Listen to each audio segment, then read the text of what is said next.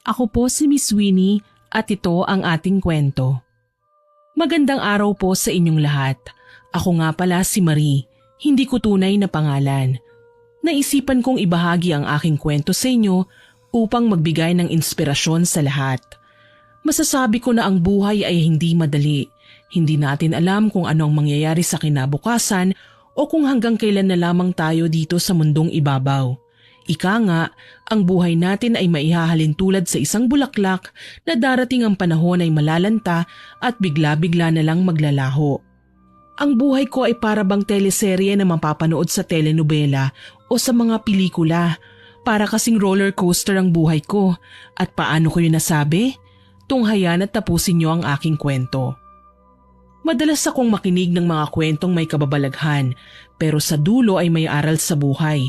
Naisipan ko na ibahagi ang aking kwento at nang sa ganun ay makapagbigay ako ng inspirasyon. Uumpisan ko ang aking kwento noong nasa edad 8 taon pa lamang ako. Madalas ako noon maglaro sa labas ng bahay namin. Mahilig kasi akong tumambay at makipagkaibigan sa mga kapitbahay namin na kaedaran ko lamang. Madalas naming laruin ay patintero at lutu-lutuan. Kaso nga lang, palagi akong napapagalitan ng mama ko sa tuwing umuwi ako ng bahay na amoy pawis at pagod na pagod kalalaro.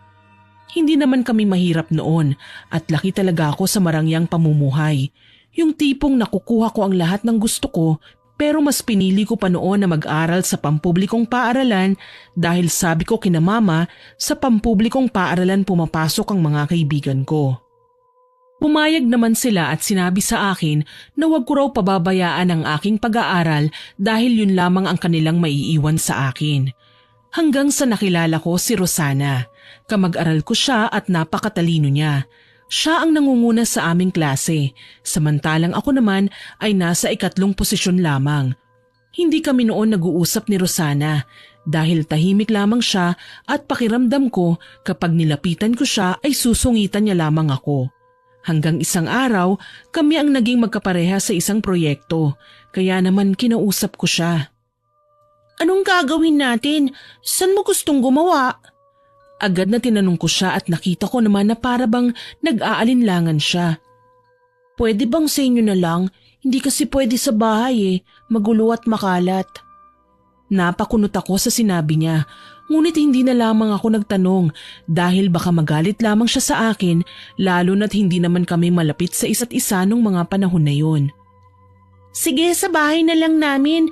Ayos lang naman kay mama Napangiti noon si Rosana sa akin at matapos ko siyang makausap, naghanda kaming dalawa at nagtungo na sa aming bahay.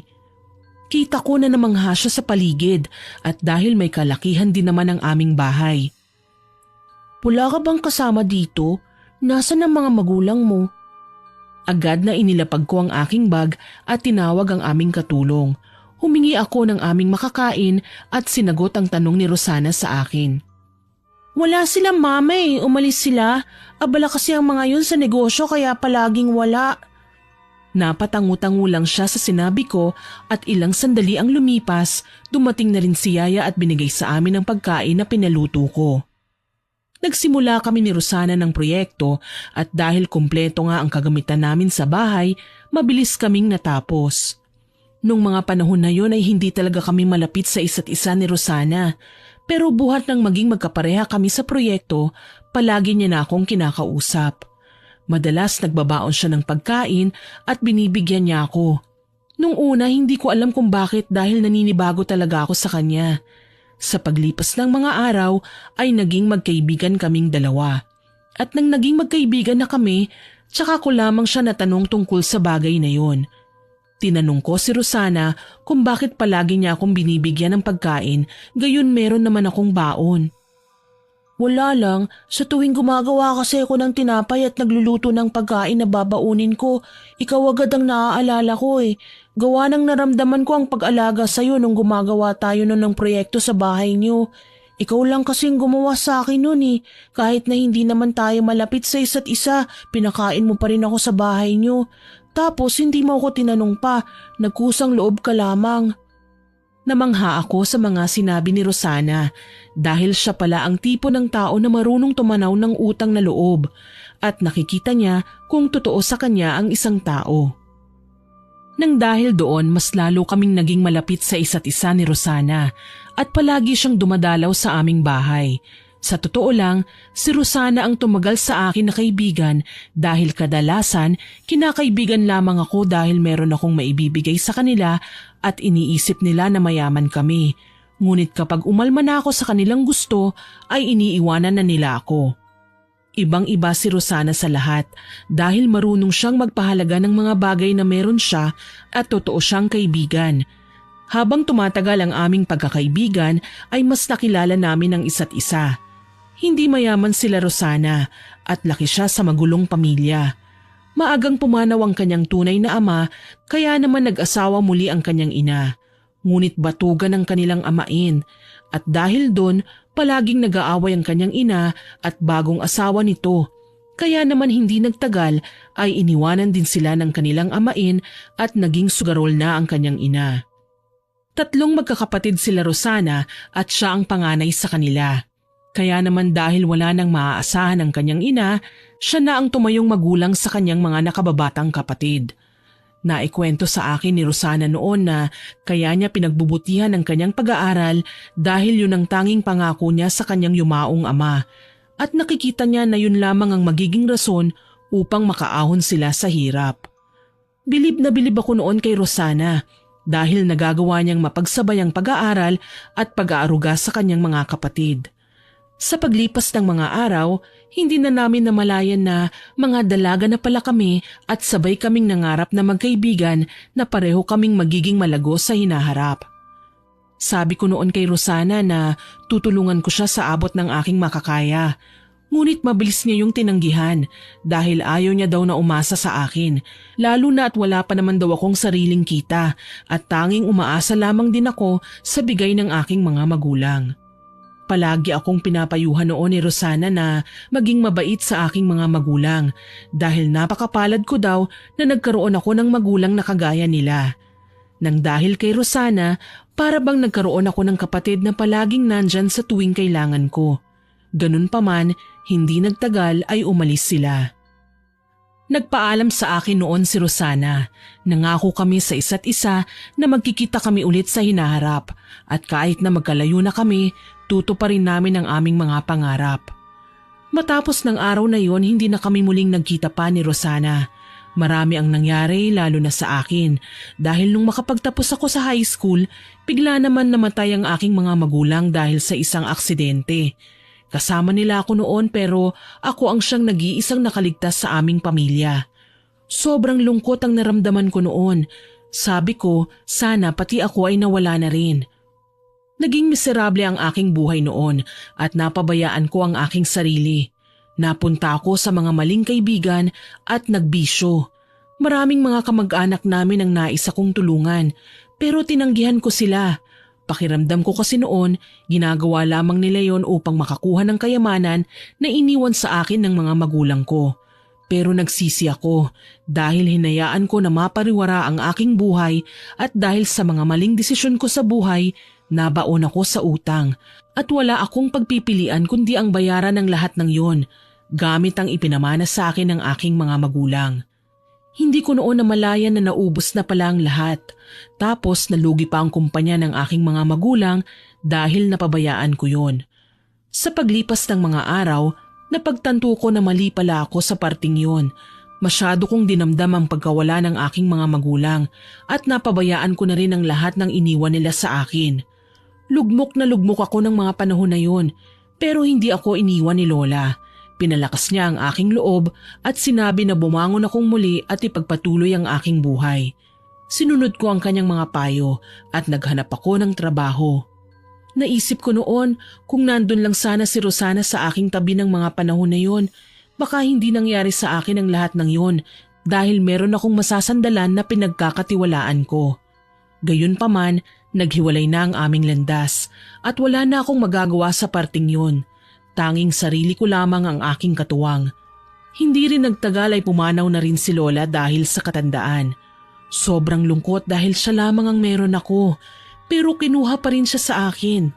Nagpatuloy ako sa buhay dahil hindi rin naman matutuwa si Lola kapag nakita niyang pinabayaan ko na naman ang aking sarili. Nagtrabaho ako noon at nag-ipon kaya naman nakabili ako ng bahay. Nangarap ako na magkaroon ng negosyo pero hindi sapat ang ipon at kita ko. Kaya naman sinabi ko sa aking sarili na darating din ang araw na magiging maayos din ang aking buhay. Hanggang sa nakilala ko si Dexter, hindi niya tunay na pangalan. Niligawan niya ako noon at nagsama kami. Bumuo kami ng pamilya pero nang ipinanganak ko ang aming ikatlong anak, kinuha siya ng Diyos sa amin. Napapagod na ako noon na mawala ng mahal sa buhay. Kaya naman sinabi ko sa sarili ko na itutuon ko na lang ang aking atensyon sa aking mga anak at sila na lamang ang aking gagawing inspirasyon para lumaban sa buhay. Habang lumalaki ang mga bata, mas lumalaki din ang kanilang mga pangangailangan at dahil maliit lang ang sahod ko noon sa pinapasukan ko, nagtungo ako sa Maynila para maghanap ng trabaho. Ma, kailangan ba talaga na sa Maynila ka magtatrabaho? Natahimik ako sa sinabi ng aking panganay at hindi ko alam kung paano ko sasabihin sa kanila ang sitwasyon dahil ayoko rin naman na mag-isip pa sila. Mas malaki kasi ang kita sa Maynila, anak. Huwag kayong mag-alala dahil kapag nakaipon na ako, sasama ko rin kayo. Sa ngayon, tiis-tiis muna tayo ha. Uuwi na lamang ako tuwing Sabado. Sige po ma, ingat ka doon at huwag mong pababayaan ang iyong sarili ha. Naluha ako sa sinabi ng aking anak at agad na niyakap ko silang tatlo. Agad akong nakahanap ng mapapasukan sa Maynila at dahil libre naman ang lahat sa pinapasukan ko, agad akong nakaipon at sumunod sa akin ang tatlo kong anak. Pinaupahan ko ang bahay namin sa probinsya at nagamit ko ang bayad sa bahay pandagdag sa aming gastusin. Naging maayos naman ang aming buhay sa Maynila. Iniisip ko noon na sana hindi na ako bigyan pa ng pagsubok ng Panginoon at palagi niyang palakasin ang katawan ng aking mga anak, lalo na ako, dahil ayoko nang mawalan pa ng mahal sa buhay, dahil baka hindi ko nakayanin pa. Sa paglipas ng mga araw, kinailangan na magtanggal sa trabaho ko, kaya naman ako ang unang natanggal dahil ako ang pinakabago sa lahat. Mabilis naman akong nakahanap ng mapapasukan. Naging sales lady ako sa isang mall. Hindi man kalakihan ang sweldo ko pero sapat na sa aming mga gastusin dahil meron naman akong paupahan sa probinsya. Nagtrabaho ako at nagsumikap sa buhay hanggang isang araw, hindi ko inaasahan na muli kong makikita ang matalik kong kaibigan na nawalay sa akin sa matagal na panahon. Marie? Ikaw nga! Anong ginagawa mo dito? Anong nangyari sa'yo? Bahagya akong nahiya sa mga tanong sa akin ni Rosana dahil hindi ko alam kung paano ko sa kanya sasabihin ang mga nangyaring kamalasan sa aking buhay. Naku, mahabang kwento. Tsaka ko na lamang ikukwento sa'yo kapag wala na akong trabaho ha. Kumusta ka na? Ngumiti naman siya sa akin at tinanong kung saan ang aking tirahan na agad ko namang sinabi sa kanya. Matapos ang araw na yun, nagulat na lamang ako nung wala akong pasok sa trabaho ay bigla na lang dumalaw si Rosana sa aming bahay. Agad ko siyang pinapasok at ipinakilala ko sa kanya ang aking tatlong anak. Tuwang-tuwa naman si Rosana dahil nakuha ko na daw yung pangarap ko. Pero nung umalis ang tatlo kong anak, ikinuwento ko sa kanya ang lahat ng mga masasalimuot na nangyari sa akin. Hindi makapaniwala si Rosana sa mga sinabi ko sa kanya at gaya ng aking inaasahan, gulat na gulat siya. Hindi ko akalain na mangyayari sa iyo ang lahat ng yun. Hindi ko rin nabalitaan ang pagkawala ng mga magulang mo. Siguro masyado lang akong naging abala sa personal kong buhay dahil kabaligtaran ng mga nangyari sa ating dalawa. Nang mapadpad kami dito sa Maynila, ginawa ni nanay ang lahat para makabawi sa aming magkakapatid. Ngunit sadyang mapait ang tadhana dahil kinuha na siya sa amin. Gaya ng dati, ako pa rin ang nagtaguyod sa aking mga kapatid. Pero mas pinili nilang humiwalay sa akin at maagang nag-asawa. Hindi ako makapaniwala na ganoon ang nangyari sa mga kapatid ni Rosana dahil mababait na bata ang mga yun. Ngunit sa bagay, lahat naman ng tao ay nagbabago sa paglipas ng panahon. Ibig sabihin, pupunta ka na pala sa ibang bansa para maging katulong? Sayang naman ang pinag-aralan mo kung katulong lang din ang bagsak mo sa ibang bansa. Bakit hindi mo nalang gamitin yun? Ipinaliwanag sa akin noon ni Rosana na hindi daw siya pwede dito sa Pilipinas dahil mababa ang kita at mas malaki ang tsansa na mas maging maganda ang kanyang buhay sa ibang bansa. Inalok niya pa ako noon na sumama sa kanya at dahil malaki naman ang kita, hindi na ako nag-alinlangan pa. Kaagad na kinuusap ko ang mga anak ko tungkol sa aking pangingibang bansa. Nung una hindi nila ako pinapayagan pero kalaunan napagtanto nila na mas makakabuti ang desisyon ko na yon. Nagpresenta naman ang isa kong pinsan na alagaan ang aking mga anak at sinabi ko na lamang sa kanya na huwag siyang mag-alala dahil lahat ng kikitain ko sa ibang bansa ay ipadadala ko sa kanila. Agad akong nag-asikaso ng mga papeles at tinulungan naman ako ni Rosana at dahil marunong na siya ng mga gagawin, naging madali na lamang ang aking pag-aasikaso. Isang buwan ang lumipas at agad na lumipad kami papuntang Hong Kong. Magkaibang naging amo naming dalawa dahil hindi naman pwede na magkasama kami. Napunta ako sa mabait na amo at galante. Hindi niya hinahayaan na magutom ako at kahit hindi pa oras ng aking sahod, ibinibigay niya na yon kaagad sa akin. Laking pasasalamat ko noon kay Rosana dahil siya ang nagdala sa akin sa ibang bansa. Nakapag-ipon ako noon at ipinadala ko sa aking mga anak. At dahil lumalaki na ang gastusin nila sa kanilang pag-aaral, doon lamang napupunta ang lahat ng ipon ko. Ayos lang naman sa akin dahil napunta rin naman sa makabuluhang bagay ang aking pinaghirapan. Sa paglipas ng mga araw, dapat 2 taon lamang ang kontrata ko sa aking amo. Pero sinabihan niya ako na kung maaari daw ay magdagdag pa ako ng 2 taon at lalakihan na lamang niya ang aking sweldo. Pumayag naman ako noon dahil kailangan na kailangan ko talaga ng pera lalo na at 2 sa mga anak ko ay nasa kolehiyo na. Sabi ko noon sa panganay ko na makapagtapos lang sila ng mga kapatid niya sa pag-aaral, hindi ko na kailangan pang bumalik sa ibang bansa para maging katulong. Makalipas ang 3 taon, hindi pa tapos ang aking kontrata, nabalitaan ko na lamang na pinauwi na sa Pilipinas si Rosana dahil minamaltrato daw siya ng kanyang naging amo. Aaminin ko po, nakalimutan ko noon si Rosana na kumustahin dahil naging abala ko sa aking trabaho. Hindi ko alam na may dinadala na pala siyang malaking problema. Kaya naman kahit hindi pa tapos ang aking kontrata, nakiusap na ako sa aking amo na pauwiin na ako ng Pilipinas dahil kailangan ako ng aking kaibigan. Mabuti na lamang ay pumayag ang aking amo at sinabi sa akin na bumalik na lamang ako kapag tapos na ang problema ko sa Pilipinas. Labis na pasasalamat ang sinabi ko sa aking amo at binigyan niya pa ako ng pera upang maibigay ko raw sa aking kaibigan. Pag-uwi ko sa Pilipinas, agad kong hinanap si Rosana at iniabot ang perang pinabibigay ng aking amo. Pero nagalit lamang siya sa akin. Anong tingin mo sa akin, pulube o kaawa-awa? Hindi mo kailangang ipamukha sa akin na swerte ka tapos ako malas. Sana hindi na lang tayo ulit nagkita. Hindi na sana nangyari sa akin ang mga bagay na ito. Nagulat ako sa sinabi ni Rosana noon at hindi ko akalain na ganun pala kalaki ang galit niya sa akin. Gusto ko siyang damayan ng mga oras na yon pero siya na mismo ang nagpaalis sa akin. Sinigawan niya pa nga ako noon pero inintindi ko na lamang siya dahil alam ko na mayroong pinagdadaanan ng aking matalik na kaibigan. Sa totoo lang, kahit na pinagtabuyan ako ni Rosana, hindi ko pa rin siya iniwan. Inunawa ko na lamang siya.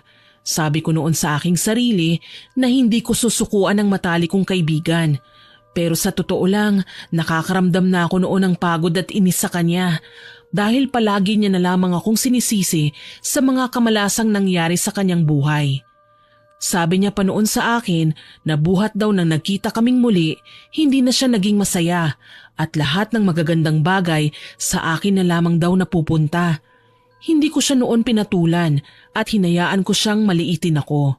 Kahit na gustong-gusto ko na siyang sigawan noon at sabihan na kung hindi dahil sa kanya, nasa ibang bansa pa sana ako ngayon.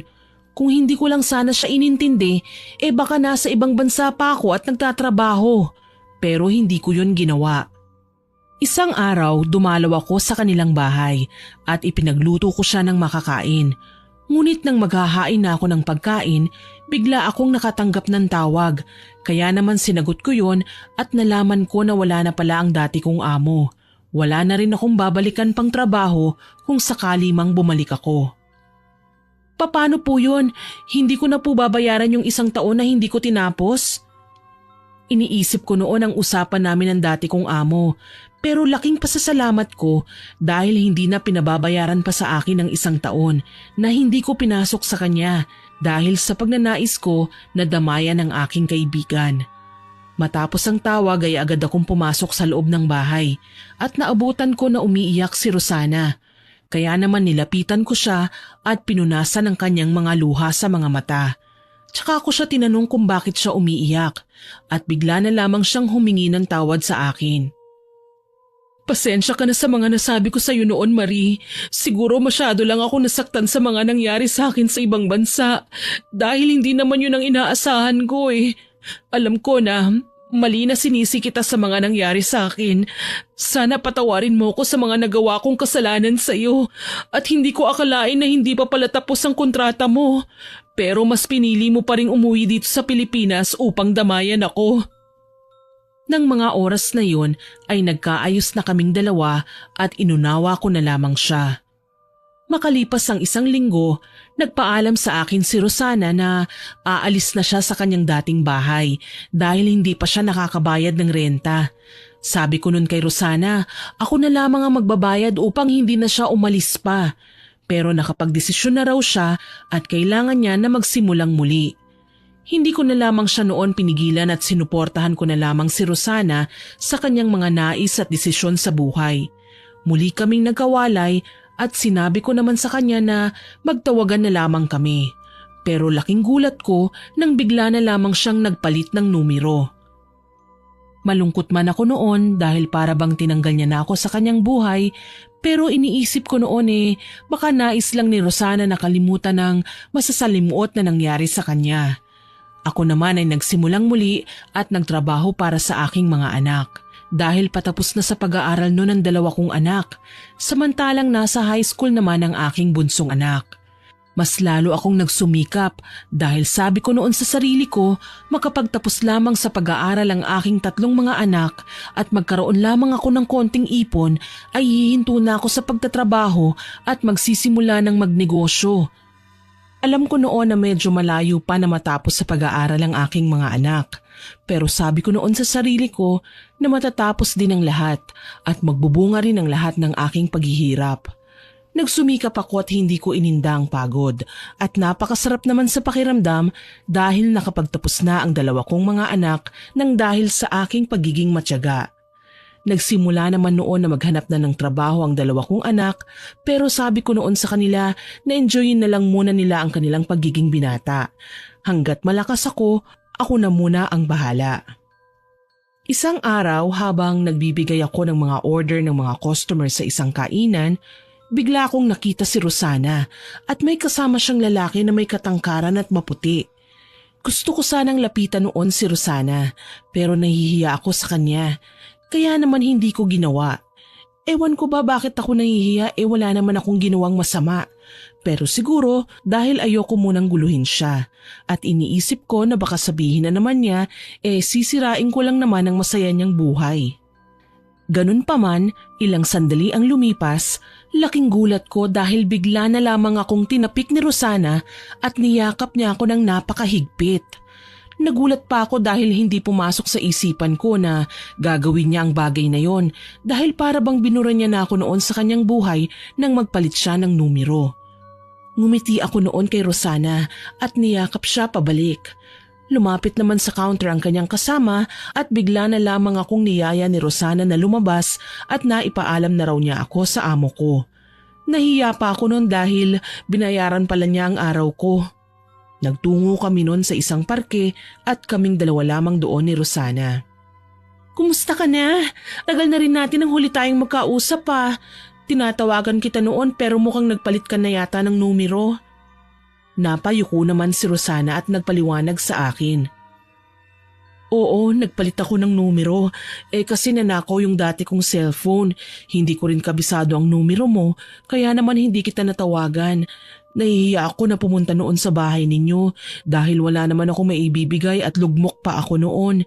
Ayoko nang dumagdag pa sa mga isipin mo kaya naman nagtungo ako sa Kuwait para doon ako magsimula ng bago kong buhay at nakilala ko doon ang naging asawa ko. Nagulat ako sa mga sinabi ni Rosana at hindi niya pala talaga ako tinanggal sa kanyang buhay dahil alam niya ang mga nangyari sa akin. Sadyang nahihiya lamang siya noon at walang lakas ng loob para magpakita sa akin. Muli kaming nagkaayos na dalawa at lagi-lagi na silang pumupunta noon sa trabaho ko. Hanggang isang araw, inalok ako ni Rosana na sumama sa kanila sa Kuwait upang magtrabaho sa kanilang mag-asawa bilang katulong. Nagulat pa ako nun sa alok sa akin ni Rosana. Nag-aalinlangan pa ako noon na pumayag pero hindi dahil kaibigan ko siya at gagawin niya akong katulong. Ngunit dahil sa kagustuhan ng mga anak ko na hindi na ako mawalay pa sa kanila. Kakausapin ko muna ang mga bata tungkol sa alok mo sa akin. Tatawagan na lamang kita kung anong magiging desisyon ko. Pero salamat sa alok ha. Tumango lamang noon sa akin si Rosana at umalis na silang mag-asawa. Pag-uwi ko sa bahay ay agad na naisipan kong kausapin ang aking mga anak tungkol sa alok ni Rosana. Ngunit ibinalita naman nila sa akin ang isang masamang balita. Mama, nasunog po ang bahay natin sa probinsya at natupok po yun. Paano na po tayo ngayon? Nagulat ako sa sinabi ng panganay kong anak at para bang gumuho ang aking mundo dahil wala na ang pinaghirapan ko. Tsaka ako naman naalala ang sinabi sa akin ni Rosana at agad ko yung sinabi sa kanila. Wala na nga nagawa pang aking mga anak dahil nagdesisyon na rin naman ako. Lalo na at maliit lamang din ang kita ng dalawa kong anak na hindi sasapat upang matustusan ang lahat ng aming pangangailangan sa buhay. Lalo na at maraming kailangan at bayarin sa eskwelahan ng kanilang bunsong kapatid. Kinabukasan ay agad na kinausap ko si Rosana ng personal at sinabi ko sa kanya ang aking naging desisyon. Naku, nakakalungkot naman ang mga sinabi mo. Huwag kayong mag-alala dahil wala ka namang gagastusin sa pagpunta natin sa Kuwait dahil sasagutin naming mag-asawa yon at saka pababalihin na rin kita upang may maiwan ka sa mga anak mo. Labis akong nagpasalamat noon sa kabutihan ni Rosana. Mabuti na lang muli kaming nagkita, kaya naman may masasandalan na ako. Ilang linggo lamang ang lumipas ay agad na bumiyahe kami patungo sa Kuwait dahil doon sila titira. Naging mabait sa akin ang mag-asawa at para bang hindi katulong ang turing nila sa akin.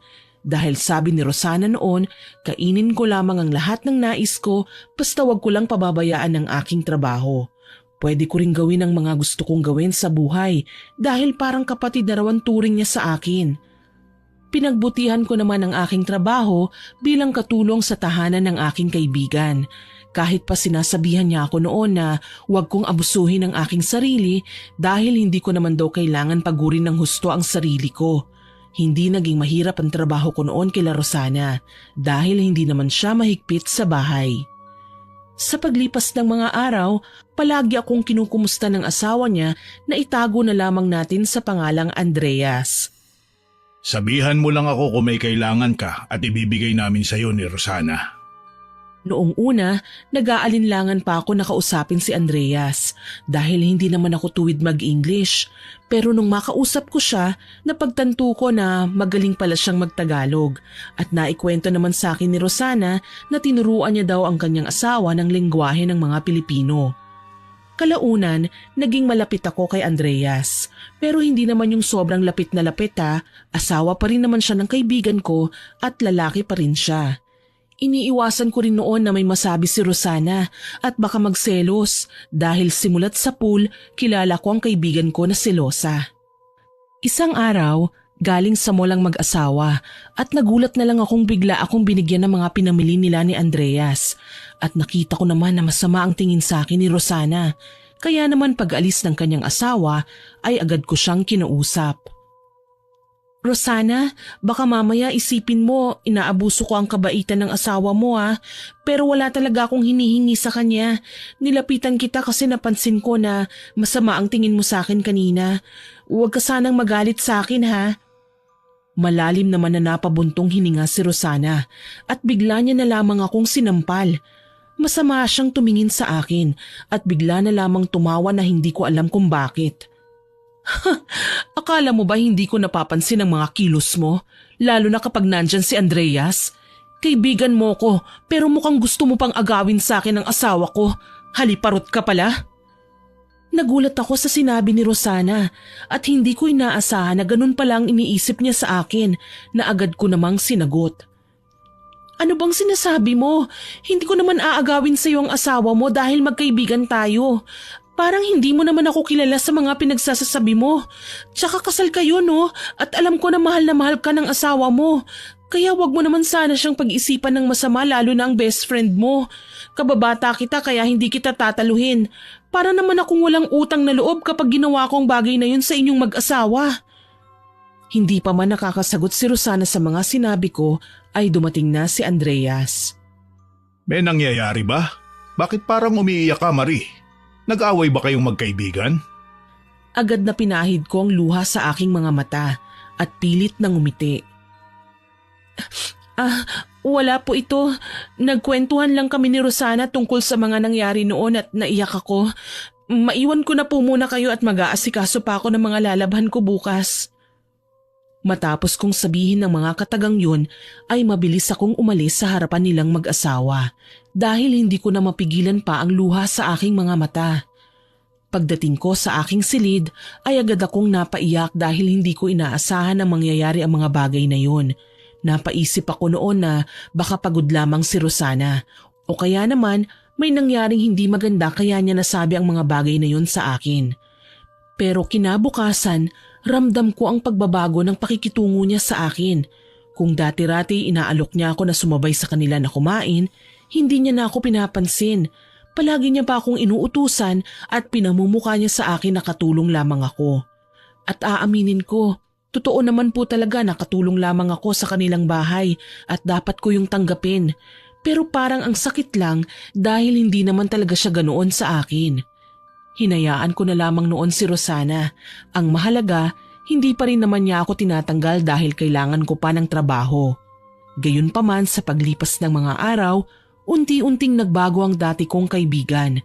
Nagsisimula na siyang maging mainitin ang ulo sa akin at isang beses pa nga ay ibinuhos niya sa akin ang kakukulo lamang na tubig.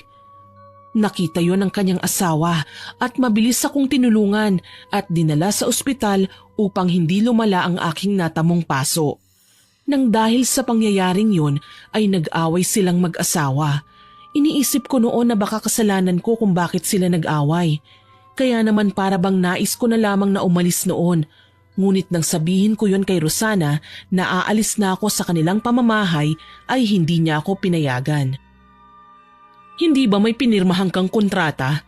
Kaya dapat tapusin mo ang 5 taon na paninilbihan sa amin. At dahil masyado kang makati, yung 3 taon na natitira sa'yo, gagawin kong impyerno ang buhay mo habang nananatili ka dito sa pamamahay ko. Nagulat ako sa mga sinabi ni Rosana. Para bang ibang tao na siya na hindi ko nakakilala. Sabi ko noon sa sarili ko na mabilis lamang ang panahon. Lilipas din yun at hindi ko mamamalayan ay tapos na pala ang kontrata ko. Masakit man na tanggapin na sarili kong kaibigan ang nagpapahirap sa akin, ngunit tinanggap ko na lamang, lalo na at kailangan ko ang aking trabaho at hindi niya rin naman ako pinapayagan noon na umalis sa hindi ko malamang dahilan. Wala naman akong natatandaan na ginawa ko sa kanya pero labis ang galit niya sa akin. Sa tuwing wala ang kanyang asawa, palagi niya akong sinasaktan at pinahihirapan. Minsan pa, habang nagpupunas ako ng sahig, ay bigla niya na lamang akong nginudngod sa timba at pinainom niya sa akin ng maduming tubig. Hindi ko alam kung bakit niya ginagawa sa akin yun, kaya naman naisipan ko na tanungin siya. Ano bang kasalanan ko para gawin mo sa akin ang lahat ng ito? Bigla niya akong sinampal ng ubod ng lakas at tinadyakan niya pa ako sa paa, dahilan para mapaupo ako sa sahig. Ngunit hindi pa siya nakontento at hinawakan niya ang buhok ko, tsaka niya ako tinitigan sa aking mga mata. Dahil malandi ka, wala kang utang na loob at balak mo pang sulutin ang asawa ko? Para ano? Ikaw ang gumanda ang buhay? Tandaan mo, kailanman hindi mo maaagaw sa akin si Andreas, kaya magtiis ka. Matapos niyang sabihin yun, Bigla niya akong nilak sa isang silid at tanging hawak ko lamang noon ay ang aking cellphone. Nang dahil sa sakit ng katawan at pagod, nakatulog ako. Ngunit nagising ako nang marinig ko na tumutunog ang aking cellphone. Pagbukas ko ng cellphone, rumihistro sa screen ang pangalan ng aking anak at agad kong sinagot ang kanyang tawag. Ma, kanina ka pa namin tinatawagan. Si Bunso nasa ospital. Nang marinig ko ang mga katagang yun sa panganay ko, kumabog bigla ang aking puso at kinabahan ako. Anong nangyari kay Bunso? Kumusta siya? Hindi na ako mapakali noon at naiiyak na ako dahil sa takot. Naaksidente po si Bunso, ma, at tumama ang ulo niya. Kailangan daw pong maoperahan kundi ikamamatay niya. Agad na sinabi ko noon sa mga anak ko na gagawa ako ng paraan para makauwi at makapagpadala sa kanila. Mabilis kong kinausap si Rosana at 1 oras pa ang lumipas bago niya ako pinagbuksan ng pinto. Sinabi ko sa kanya na naaksidente ang aking anak at kailangan kong magpadala ng pera para sa operasyon. Ngunit hindi ako binigyan ni Rosana. Aba, wala ka bang ipon? Wala si Andreas kaya wala akong maipapasahod sa'yo. Hindi ko na problema ang nangyari sa anak mo. Lumuhod ako noon sa paanan ni Rosana para gawan niya ng paraan at kahit pauwiin niya na lamang ako.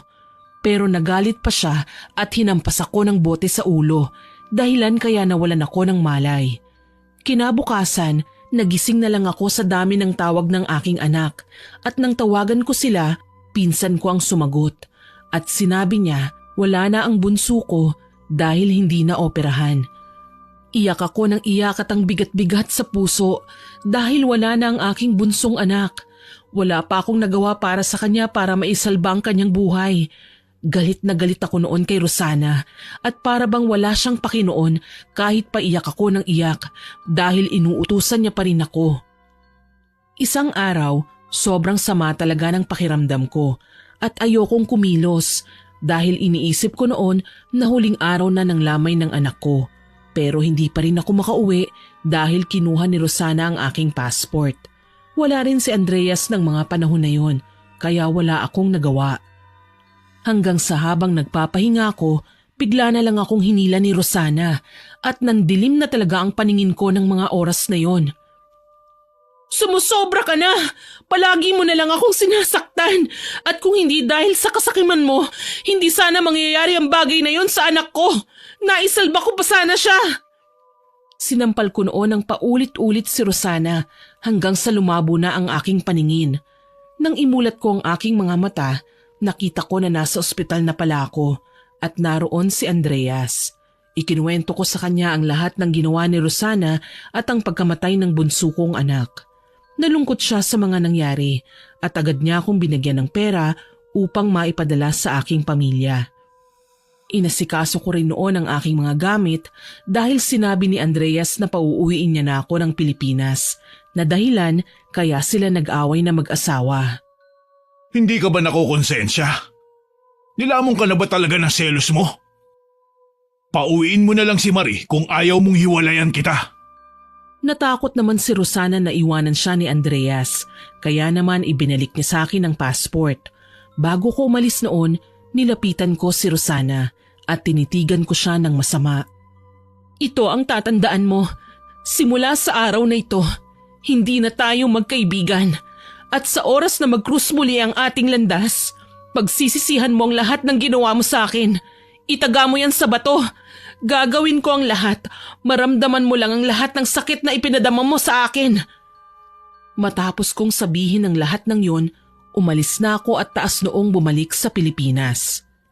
Niyakap ko ng sobrang higpit ang aking 2 anak, ngunit mabilis silang humiwalay sa akin at hindi ako pinansin. Sabi sa akin noon ng pinsan ko na masama ang kanilang loob dahil wala ako ng mga panahong kailangan nila ako, lalo na nang mawala ang kanilang bunsong kapatid. Hinayaan ko na muna noon ang mga anak ko at hindi ko sila pinilit.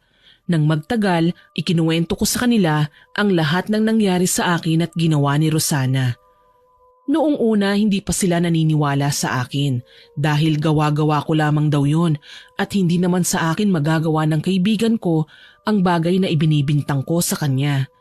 Ngunit nang ipakita ko ang lahat ng mga marka ng pananakit sa akin ni Rosana, naniwala ang mga anak ko at humingi sila ng tawad sa akin. Nagkaayos kaming mag-iina at upang makapagsimula ng bagong buhay, ibinenta ko ang bahay na binili ko at naghanap ng bagong matitirhan. Ang natira sa mga napagbentahan at naipon ko ay ginamit ko upang magsimula ng bagong buhay. Nagbukas ako ng maliit na karinderya bilang panimulang negosyo. Akala ko nung una hindi yun magiging malago, ngunit kalaunan naging kilala yon sa amin hanggang sa lumaki ng lumaki ang aking karinderya at nagkaroon na nga ng maraming branch. Sobrang sayang naramdaman ko noon dahil hindi pa rin ako pinapabayaan ng Panginoon. Marami man akong pinagdaanan na pagsubok ay nagawa ko pa ring malampasan at yun ay dahil sa Kanya. Gayunpaman, sadyang mapaglaro ang tadhana. Dahil isang araw, nagulat na lamang ako dahil mayroon na kaming kakumpetensya sa negosyo.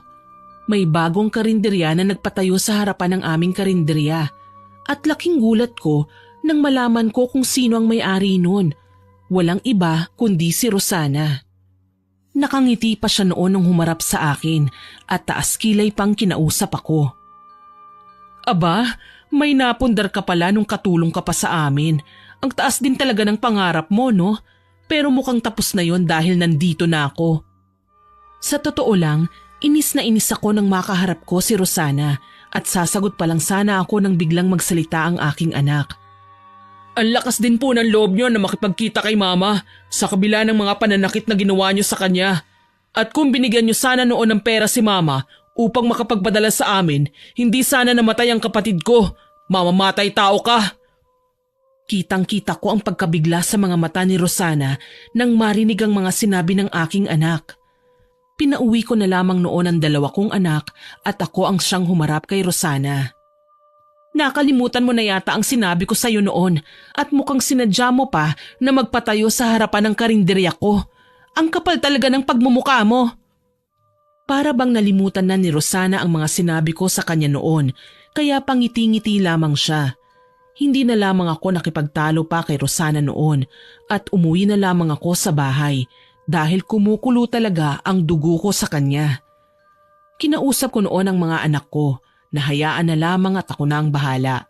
Tumango lamang noon ang anak kong panganay at ng araw na yun nag-isip ako kung ano ang maaari kong gawin hanggang sa naisipan ko na huwag daanin sa init ng ulo ang lahat at napagpasyahan kong kuning muli ang loob ni Rosana. Kinabukasan, nagluto ako ng pagkain at nagtungo ako sa kanilang karinderya. Una kong nakaharap si Andreas at agad niya akong kinausap. Maraming tao sa loob at ayoko ng gulo kaya sana maunawaan mo. Ngumiti ako noon kay Andreas kahit na peke lamang yun at sinabi ko sa kanya na hindi ako gagawa ng gulo dahil nais ko lamang makausap si Rosana. Sakto naman, lumabas si Rosana at sinampal niya kaagad ako. Hindi ko naman siya pinatulan at nakangiti pa akong iniabot sa kanya ang daladala kong baunan. Kaya naman napakunot ang kanyang noo at napatingin sa dala ko. Nagpunta ako dito para makipag-ayos sa iyo, Rosana, at hindi para makipag-away. Masyado na tayong matatanda para sa mga kaguluhan. Kaya naman naisipan ko, nakalimutan na lamang ang lahat ng nangyari sa nakaraan at magsimula ng bagong buhay. Dahil magkaibigan naman talaga tayo noon eh. Pwede ba nabigyan mo ako ng pangalawang pagkakataon? Natawa naman noon si Rosana at pumapalakpak pa. Sinabihan niya ako noon na nahihibang na raw ba ako at naiuntog ko ba sa semento ang aking ulo. Ipinaliwanag ko naman noon kay Rosana na ayoko na talaga ng gulo. Sinabi niya sa akin noon na kung gusto ko raw maibalik ang tiwala niya sa akin ay ipasarado ko ang aking karinderya. Sa totoo lang gusto ko na sanang tumawa noon sa harapan niya dahil siya pa talaga ang kailangang maibalik ang tiwala samantalang siya naman itong may ginawang kasamaan sa akin. Ngunit hinayaan ko na lamang siya. Pinigilan pa siya noon ng asawa niya pero hindi siya nagpapigil.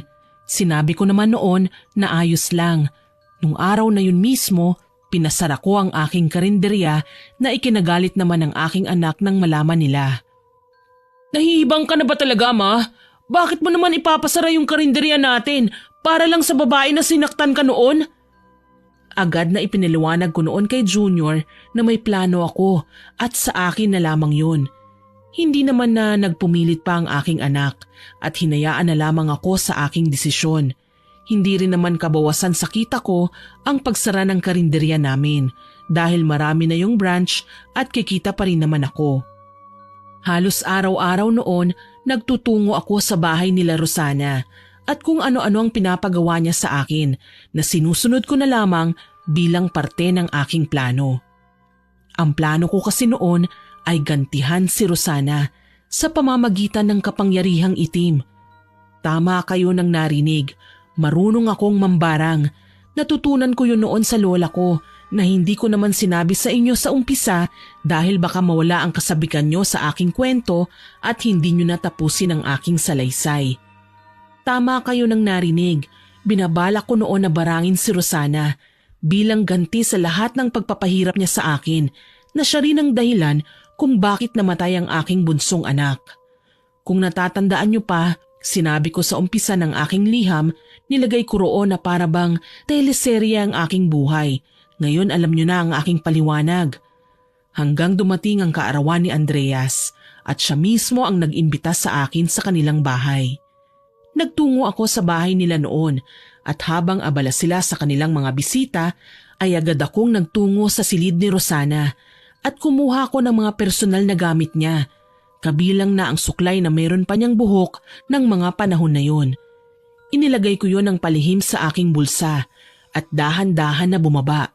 Hindi na ako nagtagal pa sa kanilang bahay dahil baka mapansin ni Rosana.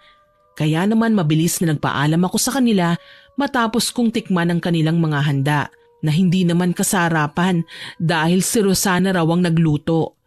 Nga pala, nakalimutan kong banggitin, nagsara kaagad ang kanilang karinderya dahil hindi masarap ang kanyang mga luto at marami ang nagrereklamo dahil napakamahal ng kanilang benta. Pag-uwi ko sa bahay ay agad na inilagay ko ang mga gamit na nakuha ko. Inilabas ko ang itim na libro na ipinamana sa akin ng aking lola at binasa ang mga orasyon at ritual sa gagawin kong pambabarang. Nung araw na yun, inumpisahan ko ang ritual at orasyon. Sinabihan ko noon ang mga anak ko na magbakasyon muna sa bahay ng kanilang tiyahin. Tuwang-tuwa naman noon sila Junior at kaagad na umalis. Nagpaalam pa sila sa akin na 1 buwan daw silang mananatili sa probinsya dahil na-miss daw talaga nila ang iba pa nilang mga pinsan. Ang tiyahin ng mga anak ko na tinutukoy ko ay pinsan ko. Wala naman po kasi akong kapatid eh. Pag-alis ng aking mga anak, napanatag ang loob ko na magagawa ko na ng maayos ang ritual dahil walang makakahadlang sa aking mga plano. Hindi ako noon umalis ng bahay at ipinagpatuloy ko lamang ang aking ginagawang plano. Makalipas ang 1 linggo, nabalitaan ko na isinugod na sa ospital si Rosana. Alam ko na agad na nagtagumpay ako sa aking mga plano. Hindi ako noon nag-alinlangan at hindi man lang ako nakaramdam ng awa sa kanya nang makita ko ang kanyang kalagayan. Pero syempre, nagkunwari akong nag-aalala sa kanya.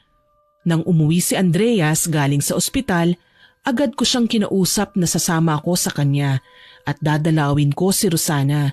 Natuwa naman siya dahil wala raw ibang kaibigan si Rosana na pumupunta sa ospital. Syempre wala talagang pupunta sa kanya dahil sa kasamaan ng ugali ng kanyang asawa. Pero sa isipan ko lang naman yon at hindi ko sinabi kay Andreas. Pagdating sa ospital, nakita ko na puno ng sugat ang katawan ni Rosana, gaya nga ng aking inaasahan. Bigla sa aking yumakap noon si Rosana na para bang batang nagsusumbong. Sabi ng mga doktor hindi daw nila makita ang sakit ko. Natatakot ako, Marie, baka mamatay na ako. Ayoko pang mawala. Marami pa akong pangarap sa mga kapatid ko. Napakunot ang noo ko noon sa mga sinabi ni Rosana sa akin tungkol sa kanyang mga kapatid. At sinabi niya sa akin na iniwan daw ng mga kanika nilang asawa ang kanyang 2 kapatid kaya naman siya ang nagtutustos at nagbibigay ng mga pang-araw-araw na pangangailangan nila. Para bang gusto ko nang iatras ang aking plano dahil gawa na rin ng awa. Pero nang tanungin ko si Andreas tungkol sa mga sinabi ni Rosana ay nagulat siya. Wala sa aking sinasabi na ganyan si Rosana. Ang alam ko ay nagbibigay nga siya sa kanyang mga kapatid pero hindi naman hiniwalayan ng kanilang mga asawa. Bakit kaya ganun ang mga sinasabi niya sa'yo? Nagsasabi ba talaga siya sa akin ng totoo o nagsisinungaling lang? Nagkibit balikat na lamang ako noon dahil maging ako ay naguluhan. Pero naisip ko na baka gawa-gawa lamang ni Rosana ang lahat ng yun para maawa ako sa kanya. Ipinagpatuloy ko ang aking ginagawa at wala akong pakialam noon sa kanya kahit pa paulit-ulit siyang umiiyak sa harapan ko. Hindi ko siya pinapansin at nagkukunwari na lamang ako. Hindi ko na kasi alam noon kung paniniwalaan ko pa ba ang kanyang mga sinasabi dahil ilang beses na siyang nagsinungaling sa akin, lalo na sa kanyang asawa na ubod naman ng bait. Makalipas ang 3 linggo, mas lalong lumala ang sitwasyon ni Rosana. Pero patuloy pa rin siyang nagsisinungaling sa amin ni Andreas at hindi ko alam kung kanino ba siya nagsasabi ng totoo. Hanggang isang araw, bigla na lamang lumapit sa isang albularyo si Rosana. Kaya naman mabilis akong nagpaalam at bumalik sa aking bahay. Nagpauwi noon si Rosana at ayaw na niyang magtungo pa sa ospital dahil mas lalo lamang lumalala ang kanyang karamdaman. Nang humingi ng tulong sa mga albularyo ang mag-asawa, ay agad na inihanda ko ang aking sarili dahil alam ko na naman noon na gagawin nila ang bagay na yun, lalo na at malikot ang isip ni Rosana. Napaghandaan ko ang bagay na yun, lalo na at tiyak ko noon na gagawa siya ng paraan para gumaling. Sinubukan pa nila noon na ipabalik sa akin ang mga sakit na nararamdaman ni Rosana. Pero agad ko yung nasopla kaya naman hindi sila nagtagumpay. Nang lumipas ang 1 buwan ay tumawag sa akin ang mga anak ko at mas nais na raw nilang tumira sa probinsya. Kaya naman agad na sumunod ako sa kanila at pinaupahan ko na lamang ang bahay namin sa Maynila. Samantalang ang mga negosyo ko naman ay ipinamahala ko sa isa kong pinsan na nasa Maynila. Hindi na ako nagpaalam noon kay Rosana dahil wala rin namang saysay, lalo na at wala akong pake sa kanyang nararamdaman. Nagawa ko na ang nais kong gawin sa kanya. Nagsimula ako ng bagong buhay sa probinsya at pinagpatuloy ko pa rin ang ginagawa kong orasyon para kay Rosana. Hindi ko siya tinitigilan at pinaparamdam ko sa kanya ang mga pinaghihinagpis ko noon. Alam ko na mali ang ginagawa ko na maghiganti, ngunit hindi niyo ako masisisi kung kayo rin ang nasa kalagayan ko at magkaroon kayo ng tsansa na gumanti sa taong nanakit sa inyo ng lubusan. Sigurado namang gaganti talaga kayo, tama naman ako, hindi ba? Pagdating sa probinsya ay sinabi ko sa aking mga anak na magpalit na ng numero dahil iniisip ko noon na baka tawagan kami ni Rosana at tanungin kung nasan kami nakatira. Pinutol ko noon ang koneksyon ko sa kanya, maging sa kanyang asawang si Andreas. Gusto ko noon na maghirap siya at maramdaman ang lahat ng sakit na dinanas ko ng dahil sa kanya. Magsisinungaling ako kung sasabihin ko na hindi ako nakaramdam ng awa o konsensya. Nakaramdam din naman ako noon at inisip ko na tigilan na siya at mag-umpisa na lamang ako ng bagong buhay. Ngunit nanatili pa rin ang sakit sa aking dibdib, yung puot ko sa kanya at maging galit. Sa paglipas ng mga araw, wala akong naging balita kay Rosana at itinuon ko ang aking isipan sa ibang bagay. Patuloy ko pa rin namang ginagawa ang ritual at pagpapahirap sa kanya. Akala ko noon tapos na ako sa kanya. Ngunit isang araw, nagulat na lamang ako nang dumating si Andreas sa aming bahay kasama ang aking anak na panganay. Mahinahon siyang nakipag-usap sa akin at sinabi na kung maaari ba niya akong makausap ng 2 lamang kami. Kaya naman nagtungo kami noon sa likod ng aming bahay upang makausap ko siya. Laking gulat ko dahil bigla na lamang siyang lumuhod sa aking paanan at umiiyak ng nakikiusap. Alam ko na ikaw ang siyang gumagawa nun sa aking asawa. Pero huwag ka mag-alala dahil hindi ko sinabi to kay Rosana. Nandito ako upang sabihin sa'yo na malubha ang kanyang kalagayan. Anumang oras ay maaari na siyang bawian ng buhay. Alam ko na marami siyang ginawa sa iyong kasalanan, pero sana hindi na humantong pa sa ganito. Oo, makakabawi ka nga sa kanya at makakaganti. Pero habang buhay mo naman yung dadalhin, alam ko na meron pa rin halaga si Rosana sa iyong puso dahil naging kaibigan mo siya sa mahabang panahon. Kaya naman nandito ko at nakikiusap sa'yo. Sinasabi niya ang lahat ng yon habang nakaluhod at nakayuko na umiiyak. Nakaramdam ako noon ng awa kay Andreas dahil kitang-kita ko kung gaano niya kamahal si Rosana at alam ko na lahat ay gagawin niya upang gumaling ang kanyang asawa. Matagal ko nang tinigil ang ginagawa ko kay Rosana pero naroon pa rin ang sumpang inilagay ko sa kanya. Mawawala lamang ang kanyang sakit kung siya mismo ang pupunta rito at hahanapin ako para humingi ng tawad sa kanyang mga nagawang kasalanan. Mabait ako, Andreas, pero sinobrahan ng asawa mo eh. Hindi na sana kami hahantong sa ganito kung hindi na siya nagpakita pa. Natahimik si Andreas sa mga sinabi ko at paulit-ulit siyang humihingi ng tawad. Ngunit sinabi ko na lamang sa kanya noon na gagaling lamang ang kanyang asawa kapag sa kanya mismo nanggaling ang paghingi ng tawad. Wala nang nagawa pa si Andreas noon dahil sarado na ang isipan ko. Kaya naman umalis na lamang siya. Pagpasok ko sa loob ng bahay ay laking gulat ko dahil narinig pala ni Junior ang lahat ng sinabi ko at pinag-usapan namin ni Andreas. Umiiyak siya at hinawakan ang aking mga kamay. Ma, hindi mo kailangan gawin ang lahat ng ito dahil lang gusto mong pahirapan si Tita Rosana. Alam ko na masakit sa iyo ang lahat ng nangyari pero hindi mo kailangan na sirain ang iyong sarili nang dahil lang sa galit. Habang maaga pa ay mas piliin niyo na pong magpatawad, Mama.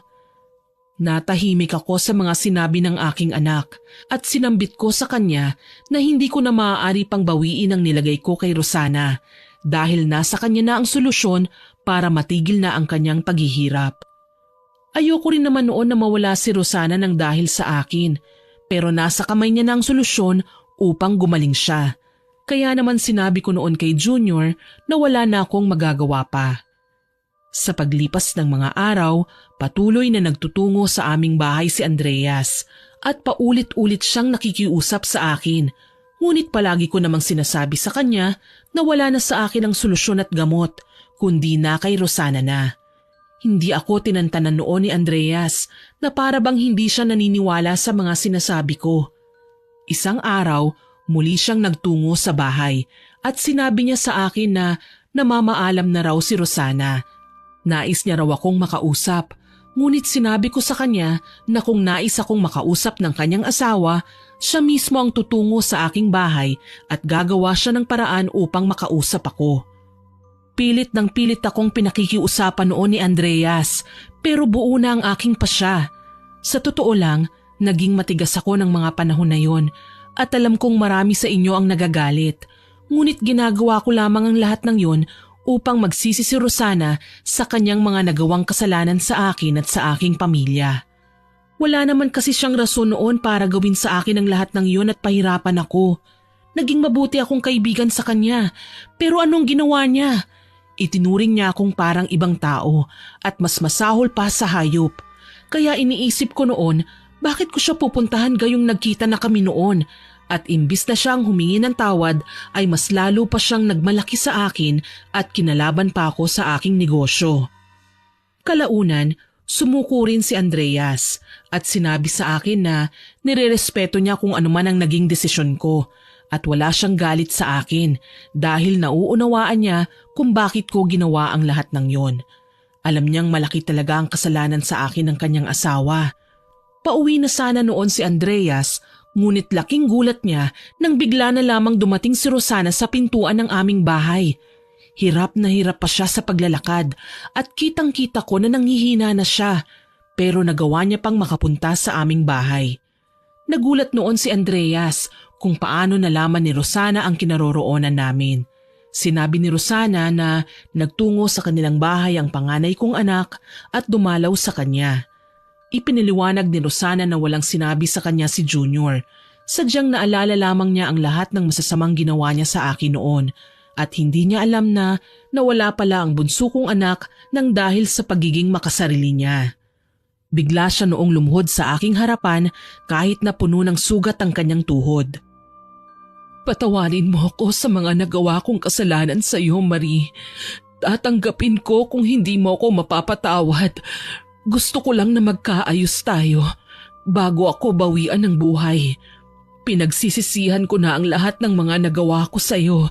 Hindi dahil meron akong sakit, kundi dahil inuusig ng konsensya ko ang aking isipan.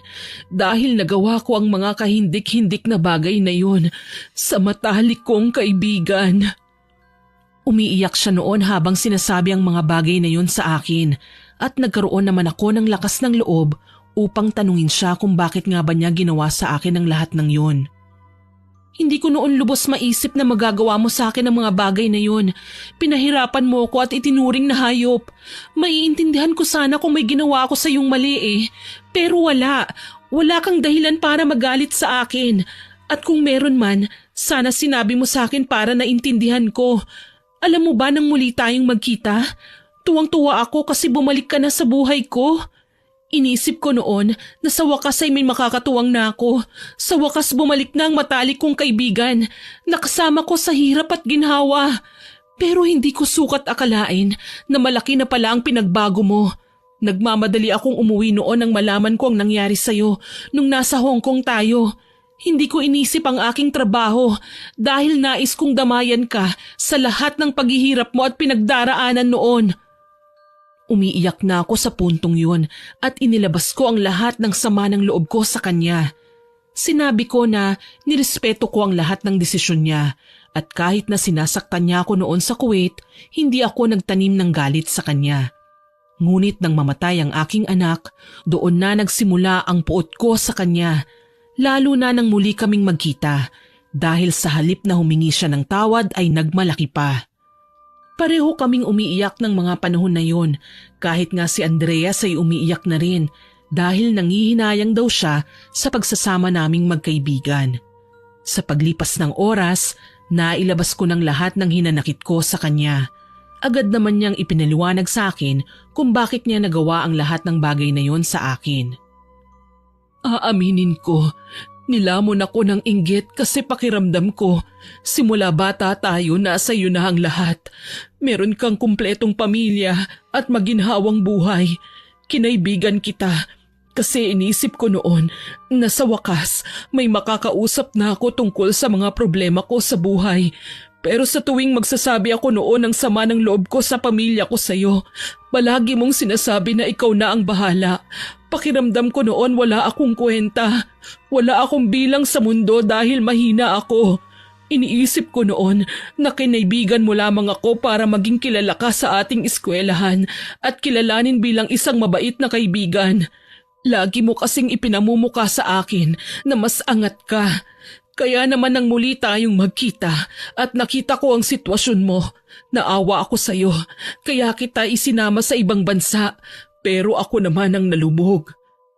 Gulat na gulat ako sa mga sinabi ni Rosana sa akin at hinihingal pa siya noon habang nagpapaliwanag.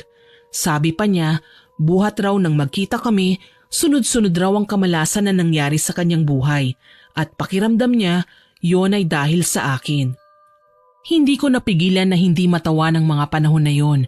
Sinabi ko sa kanya na napakalaki niyang tanga dahil mas pinili niya ang magalit sa akin kesa sabihin ang lahat ng hinanakit niya. Sabi ko pa noon, naging totoo ako at tapat sa kanya pero siya ay hindi. Sabi ko sa kanya wala akong gusto noon kundi ang matulungan siya nung mga bata pa kami dahil naaawa ako sa kanya. Naging inspirasyon ko pa nga siya sa buhay dahil napakabuti niyang tao. Ngunit mali pala ako ng pagkakakilala sa kanya. Sabi ko pa noon, hindi niya ako itinuring na kaibigan dahil buhat ng magkakilala kami, meron na pala siyang galit at inggit sa akin. Paulit-ulit naman na humingi ng tawad sa akin si Rosana. Hindi niya alam na ako pala ang gumagawa nun sa kanya at ako rin ang nagbigay ng sakit sa kanya. Basta nagtungo lang siya noon sa bahay namin upang humingi ng tawad dahil nararamdaman na raw niya na oras na niya. Aaminin ko, matapos na sabihin ko sa kanya ang lahat ng masasakit na nararamdaman ko at nasabi niya rin sa akin ang mga saloobin niya, gumaan ang pakiramdam ko. Para bang nawala ang lahat ng galit ko. Niyakap niya ako noon at akmang aalis na silang mag-asawa. Pero hinila ko si Rosana at humingi ako ng tawad. Hindi ko na inamin sa kanya ang mga ginawa ko dahil wala namang rason para malaman pa niya. Sinabi ko lang noon na gagaling na siya basta magdasal lamang siya at humingi ng tawad sa Panginoon sa lahat ng pagkukulang niya at nagawang kasalanan. Ngumiti sa akin noon si Andreas dahil alam ko na natutuwa siya at nagkaayos na kami ng kanyang asawa. Matapos ang pag-uusap namin na yun, umalis na silang dalawa at nagpasalamat pa sa akin si Andreas. Kaagad naman akong kinausap ng anak ko noon at sinabi sa akin na ginawa niya lamang ang bagay na yon dahil nag-aalala siya sa akin. Hindi ko naman pinagalitan noon ang anak ko, bagkus niyakap ko lang ang mga anak ko at nagpasalamat pa ako. Hindi naging madali ang lahat dahil nang bawiin ko ang sumpa kay Rosana, bumalik naman sa akin ang karamdaman. Pero agad ko naman yung nasolusyonan. Tama kayo nang narinig. Binawi ko ang sumpa na inilagay ko kay Rosana. Aaminin ko, nagsinungaling ako noon kay Andreas na hindi ko kayang bawiin ang sumpa dahil na kay Rosana na ang solusyon. Pero dahilan ko lamang yun. Nais ko kasing mapagtanto ni Rosana ang lahat ng mga kasalanang ginawa niya sa akin. Sa paglipas ng mga araw, sinabi sa akin ni Andreas na unti-unti na raw gumagaling si Rosana. Samantalang ako naman ng mga panahon na yon ay nagkasakit at tinubuan ng mga sugat sa katawan, gawa ng bumalik sa akin ng mga ginawa ko. Labis na nag-alala noon sa akin ang aking mga anak, ngunit sinabi ko sa kanila na hindi sila dapat mag-alala dahil kaya kong malampasan ang lahat ng yon, dahil ako naman ang may gawa nun eh. Nakiusap rin ako noon kay Andreas na wag nang sasabihin pa kay Rosana ang lahat ng ginawa ko. Nangako naman siya na hindi niya sasabihin sa kanyang asawa ang kanyang mga nalalaman. Itinago rin ng aking mga anak ang nangyari sa akin at hanggang sa gumaling na lamang ako. Halos sabay lamang kami ni Rosana noon kaya naman hindi niya rin nakita ang mga nangyari sa akin dahil naging abala siya sa pagpapalakas. Sinabi niya kasi noon na babawi siya sa lahat ng nagawa niyang kasalanan sa akin. Opo, nagkaayos kaming dalawa at nakakatawang pakinggan dahil hinayaan pa namin na humantong kami sa ganoong sitwasyon para lang malaman namin na nagkamali kami sa isa't isa. Pero ganoon naman talaga ang buhay eh. Lahat ng bagay ay susubukin ng Panginoon kung gaano ka katatag. Sa paglipas ng panahon, naging maayos ang sitwasyon namin ni Rosana. Sa wakas ay gumaling na siya, maging ako man. Palagi na siyang dumadalaw sa aming bahay at bumabawi sa lahat ng kanyang mga nagawang kasalanan. Sa tuwing tutungo siya noon sa bahay namin, paulit-ulit siyang humihingi ng tawad sa akin at walang araw na hindi niya pinagsisihan ang mga ginawa niya sa akin. Samantalang ako naman, ibinaon ko na lamang sa limot ang lahat ng nagawa ko sa kanya. Humingi na lamang ako ng tawad sa ating Panginoon. Sa paglipas pa ng panahon, unti-unting bumalik ang dati naming pagkakaibigan. Pero sabi nga nila, kapag may lamat na, hindi na ito magiging katulad ng dati. Pero laking pasasalamat ko naman dahil naging maayos kami. Nagsimula kami ng bagong buhay. Alam ko na parang paulit-ulit lang yung sinasabi ko na nagsisimula tapos ganun pa rin. Pero sa pagkakataon na yun, hindi na kami nag-away pa. Gaya ng pangako namin sa isa't isa noon, nagtulungan kami at naging magkasosyo pa kami sa negosyo. Naging malago noon ang mga tinayo naming negosyo at pareho kaming umangat sa buhay, gaya ng pangarap namin nung maliliit pa kami. Siguro ganun naman talaga ang buhay eh, hindi magiging matatag ang bawat isa sa amin kung hindi nangyari ang lahat ng yon. Alam ko na parang hindi patas dahil inilihim ko kay Rosana ang lahat ng ginawa ko sa kanya. Samantalang siya'y umamin sa akin. Pero para saan pa ba? Bakit ko pa ba sasabihin sa kanya kung nagkaayos na naman kaming dalawa? At pinagsisihan ko na naman ang mga ginawa ko. Sa mga nangyari sa amin ni Rosana, pareho kaming may natutunan sa buhay. Hindi man naging maganda ang mga nangyari sa amin, pero naging matatag kami ng dahil sa mga pinagdaanan naming dalawa, na kami rin naman mismo ang may gawa. Nang mag-ayos kami noon ni Rosana, pinangako namin sa isa't isa na kailanman ay hindi na uulit sa mga pagkakamali sa nakaraan. At kung magkaroon man kami ng tampo sa isa't isa, sasabihin na kaagad namin upang hindi na lumaki pa ang hidwaan at mangyari na naman ang naganap sa nakaraan. Nagkaroon ng anak si Rosana at Andreas at kinuha nila akong ninang. Samantalang ako naman noon ay nakakilala ng bagong lalaki. Sinabi ko sa kanya noon ang lahat ng mga pinagdaanan namin ng kaibigan ko. At tawang-tawa siya noong una dahil para daw kaming mga bata na nag-aaway. Pero nung sabihin ko sa kanya ang mga dahilan namin, sinambit niya sa akin noon na nagkulang lang daw kami ng pagtitiwala sa isa't isa at hinayaan daw namin na lamunin kami ng galit na sa halip na pagpapatawad at tanggapin ang pagkakamali. Natuwa ako noon sa mga sinabi ng asawa ko dahil tama naman talaga siya eh. Ganun pa man, naunawaan niya ang aming naging sitwasyon na magkaibigan. Nagkaroon pa ako ng anak noon sa kanya at hindi ko nababanggitin pa ang pangalan ng bago kong asawa. Bale babae po ang naging anak naming dalawa. At kalaunan, binawian rin naman ng buhay ang asawa ko dahil po sa sakit na cancer. Masakit dahil muli na naman akong nawalan ng mahal sa buhay.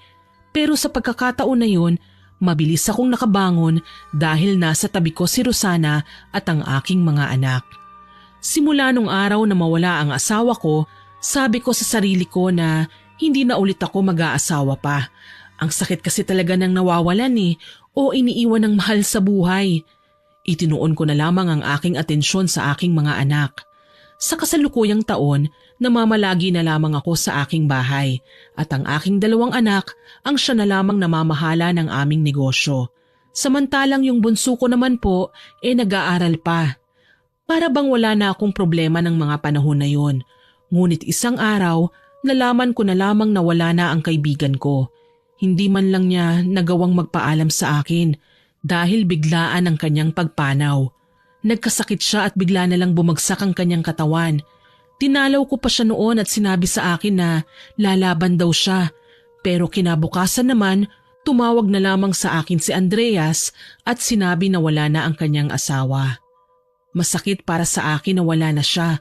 Pero sabi ko noon, mas mabuti na lang yon dahil hindi na siya makakaramdam pa ng kahit na anong sakit. Nang mailibing si Rosana, tsaka ko lamang nasabi sa kanya ang lahat ng mga nagawa kong pagkakamali. Alam kong hindi na niya ako maririnig pa, pero kahit papaano, wala na akong tinatago sa aking puso at isipan. Palagi ko noong dinadalaw ang kanyang asawa at anak. Pinalalakas ko ang loob nila. Itunuring na akong ikalawang nanay ng kanyang anak at labis ko yung ikinatuwa. Pareho kami ni Andreas na hindi na nag-asawa pa at itinuon na lamang ang pansin sa aming mga anak. Sobrang dami kong aral na natutunan dahil kay Rosana at yun ay ang huwag padadala sa inggit at matutong magpatawad kesa gumanti. Gaya nga ng sabi ni Andreas, sarili mo rin naman ang iyong sinisira. Itinuturing kong kayamanan ng lahat ng alaala naming dalawa na magkaibigan. Hanggang dito na lamang po ang aking kwento. More power po sa inyong channel at God bless po. Naway nagustuhan nyo ang aking ibinahaging kwento. Ako po si Miss Winnie na nagsasabing hanggang sa muli at salamat sa inyong pakikinig.